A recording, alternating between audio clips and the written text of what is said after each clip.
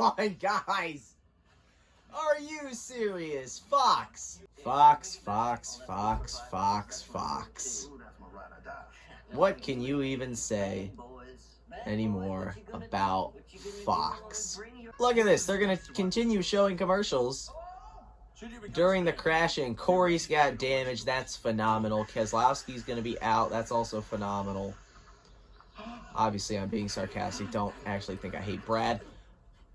Actually, now that he's not around to cause a massive pileup with 20 to go and screw the whole integrity of the race, that's not too bad. Of course, if Stenhouse or Logano makes a run up to the front of the field, actually Logano's got damage. He's not doing it. But if Stenhouse did, we're doing the vocal typo thing again. That's lovely.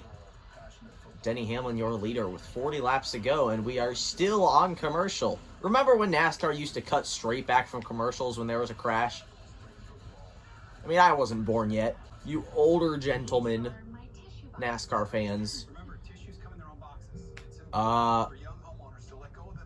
Do you remember that at all? Remember when they used to cut back immediately to the race in the event of a caution during a commercial break? They would immediately go right back instead of this.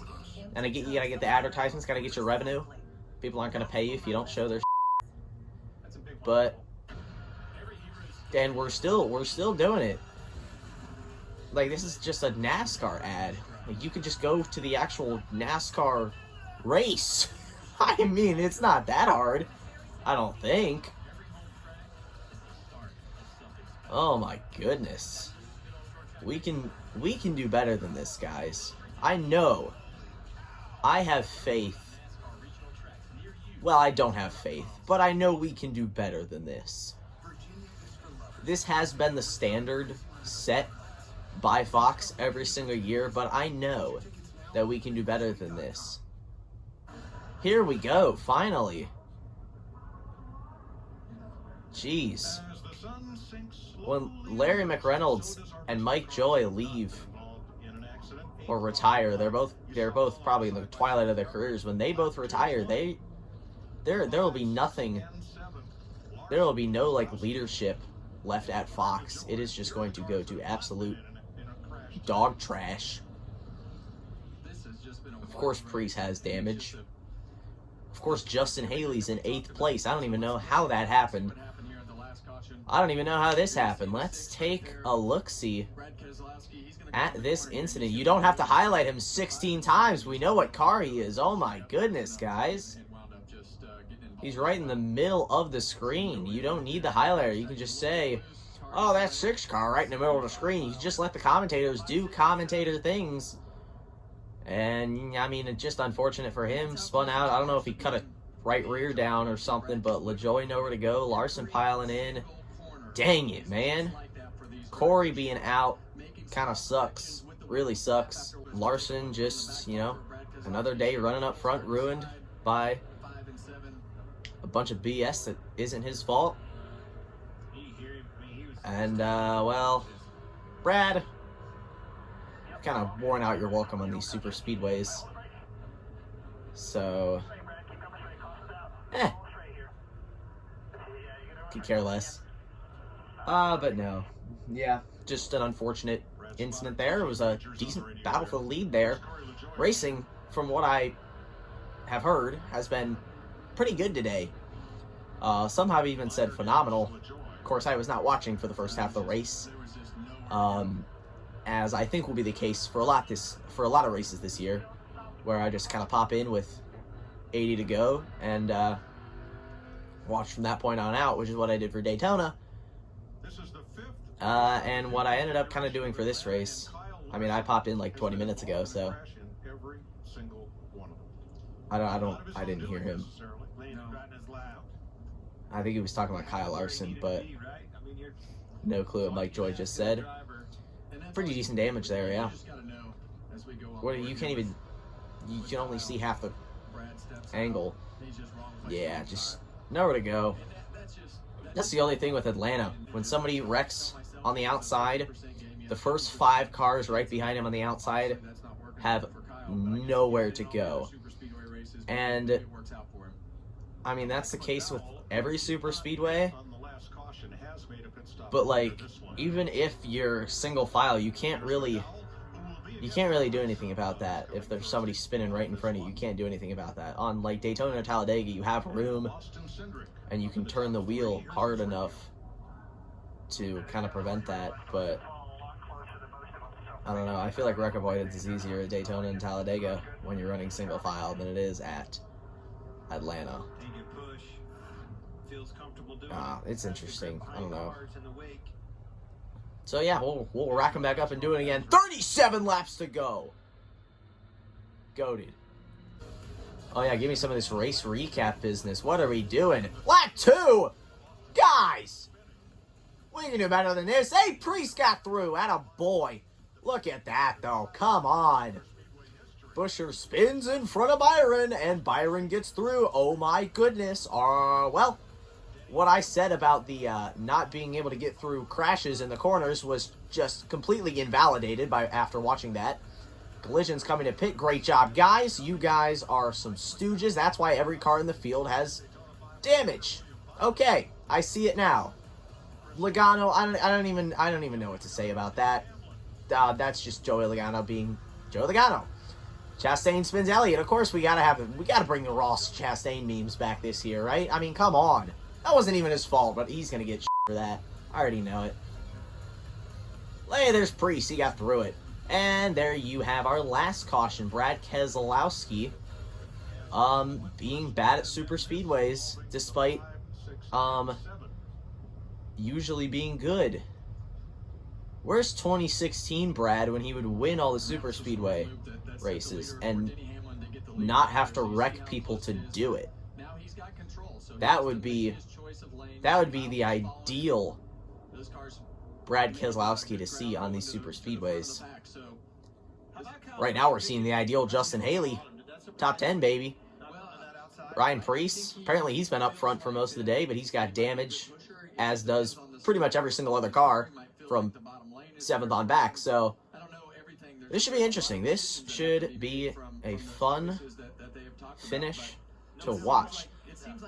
If there was a big one on lap 2, by the way, I'm surprised there's still this many cars left that are in decent condition.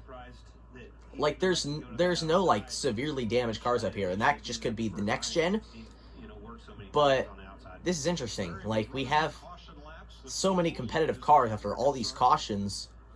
This is like some Rick Ware shootout BS where we only wrecked like 2 or 3 cars until the Jensen Button crash. Oh gosh, are we gonna have a blowover and then a dozen car pile up like the Jensen Button crash? Oh no. Oh no. Oh jeez. Ladies and gentlemen, I have predicted the 2024 Ambetter Health 400 or whatever this race is called. I don't even know. I'll look it up later, but I really... whatever. Restarting with 35 to go here. Denny Hamlin and Austin Cindric on the front row. We shall see from here. What are... okay. I thought they were going to do some weird graphic for that. Fox, you had me going there for a second. You had me going. The expectations are very low this year. We can all admit that. They're going to crash during Crank It Up. I already know it. Just you wait. Just you wait. It is going to happen. Uh-oh. Oh, jeez. You guys are 4 wide. This is not going to work. This is not going to work. Hamlin, you had the bottom and you wrecked the 14 instead. Great job, guys. And we wrecked Justin Haley to boot. Nice. That was neat, great, grand, wonderful, awesome, amazing, all of the above. And now Priest has one less teammate to work with. I don't even know if he made it through. But now you have Stenhouse in 7th, so it could just happen again. Hamlin's got big damage, thank you. He got exactly what he deserved. He got exactly what he deserved. He had the bottom and he didn't take it. Priest, it looks like, did get through. So did LaJoy. How is LaJoy still in this race? Chase Briscoe will not still be in this race after this caution. Carson Hocevar, on the other hand, is doing pretty phenomenal. Denny Hamlin, pretty big damage there for the 11. And I mean, buddy, you had the bottom. You had the bottom. You had a lane down there. You did not have to go 4 wide there. But you did. And now look at you. Are you happy with your current situation? Be honest. Are you happy with how that ended up? Guarantee you Chase Briscoe is not very happy. These two have run into each other on track before. Namely, the Indy race from that one year. I think it was 2021. Here we go. Let's see how they run into each other again. I mean, Denny, you had the bottom. Josh Berry's going to have damage. Briscoe pretty hard into that outside wall, and I don't even know what Justin Haley was doing there. Well, I mean, he looks fine. What 4 wide at Atlanta? That doesn't even work with intermediate at Atlanta, and then Denny, I mean, you could have given him room. Chris Lambert up there smoking whatever the hell he was and just completely missed that. Buzz. His car is not buzzing any longer. His car is not running and being taken to the infield. Good job, Hans device. It was the Ambetter Health 400. Let's go. I got something right. Side by side. Cindric, what are you doing? The middle's not working, buddy. Yeah, that was never going to work. I don't know what he was trying to accomplish there. Oh, Bubba, loose and Barry. I don't even know what the hell just happened. Wait, how did Barry wreck that? How did Chase just wreck? Another, jeez, come on, man. Just talk. It's not hard. Hocevar up in the air as well. I don't even know. What are we doing, guys? Who was that that just came flying in and almost got clipped by the 9 there? Was that Austin Dillon? Oh my goodness, guys. Whatever happened to just keeping it together, man? Whatever happened to just making it to the end? I mean, Hocevar was having a great day. Barry was up here. Yeah, I don't even know. I don't know what he was trying to accomplish. Maybe he just got loose, hit the apron or something. But then whatever happens here is Wallace had to lift. He gets loose. Barry somehow wrecks off of that. They didn't even hit each other. Hocevar almost climbs the 4 and flips over. Chase spins by himself somehow. I don't even know how he managed to do that. He was clear of the incident, so I don't know. I'm not in the greatest mood today, so I'm going to be a little pessimistic over the cause of these cautions here. I'm just kind of pessimistic about everything right now. Right now, I'm just kind of confused, really, too, because I don't even know how Chase wrecks that on the inside, unless he cut a tire on some debris or something. That's the only plausible thing I can come up with. Nemechek almost hits the wall trying to avoid him. And then, you got all these stooges up here that don't know how to race for the win, racing for the win. I mean, you got Carson Hocevar up here. He gets door slammed and gets some airtime there. And then, yeah, I don't know what the hell the 9 was doing. I don't know what the hell the 4 was doing. The 4 didn't even hit maybe he hit the brakes and then just, I don't even know. I guess rookie mistake. I guess it's okay. But another caution that's probably going to screw up the complexity of this race. Good LaJoy. Good job. Justin Haley got through it. Congratulations, buddy. You done did it. Bam! Right into Hocevar. 3 tires off the ground. I just jinxed with Kevin Harvick. Buddy owes me a soda. Or whatever it is now. I don't even know if... I guess jinx is still a thing. How is he still on the backstretch not being able to get that car going? What about him? I'm assuming he pitted immediately. He crabbing it. Solid. Hey, Priest is up to 12. Attaboy. Are we going to make it? We could. Or we couldn't. My prediction is we're not going to. But, I mean, I'll be damned if we do. But here we go. We are back green, and Suarez gets the jump on the bottom. Blaney trying to side draft with Kyle Busch. Truex pushing the 12.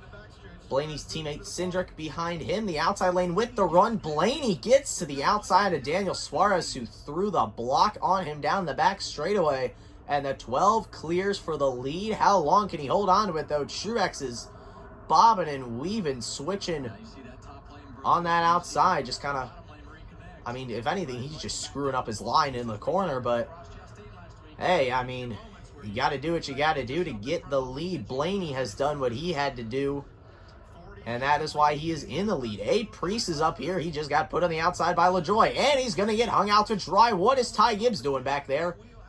Solid. Here comes Suarez and Truex. I don't even know what the 19 was trying to accomplish there. I don't know what anybody's trying to accomplish anymore. We're already down to 3 to go, and here comes Suarez with a run. Swapping lanes all over the track. Here comes the 1 from out of nowhere. Everybody's jostling. There's no way we make it back to the white flag here.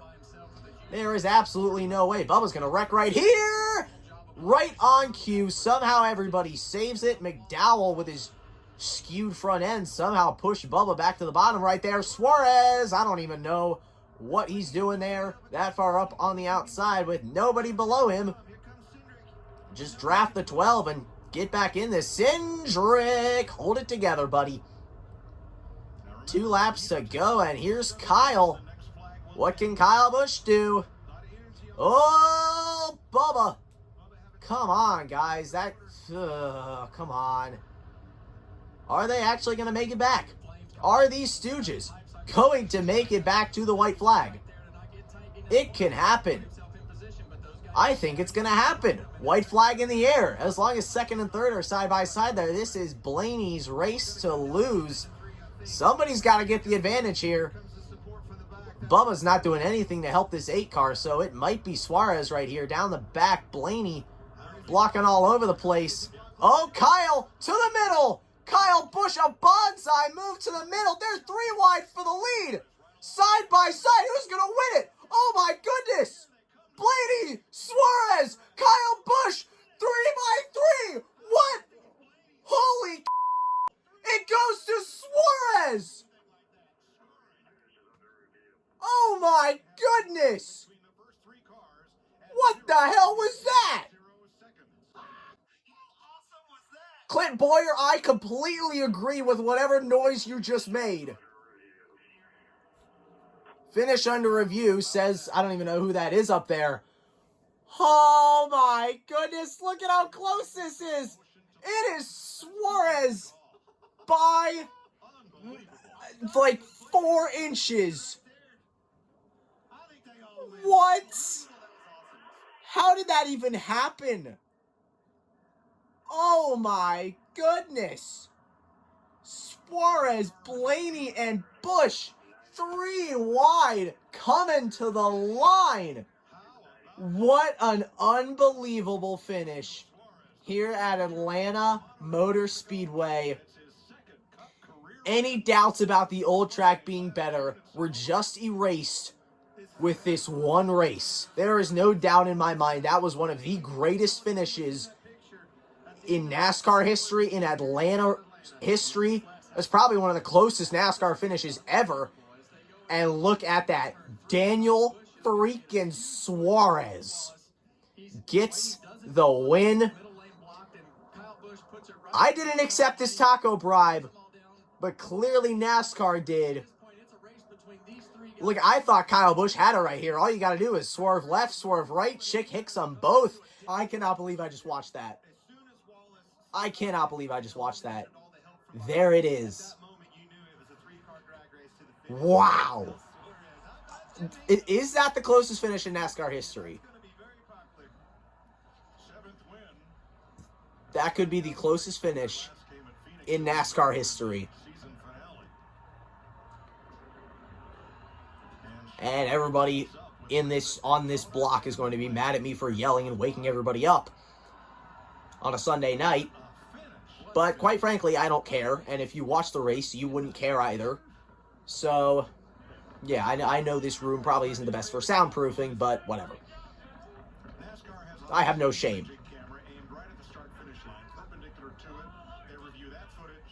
Wow. BJ McLeod 24th. How about it? Atta boy. Oh, wow. That is unbelievable. Daniel Suarez back in the playoffs. How about him? How about him, Justin Marks? I thought Blaney had it when they first crossed the line, but I wasn't going to say anything.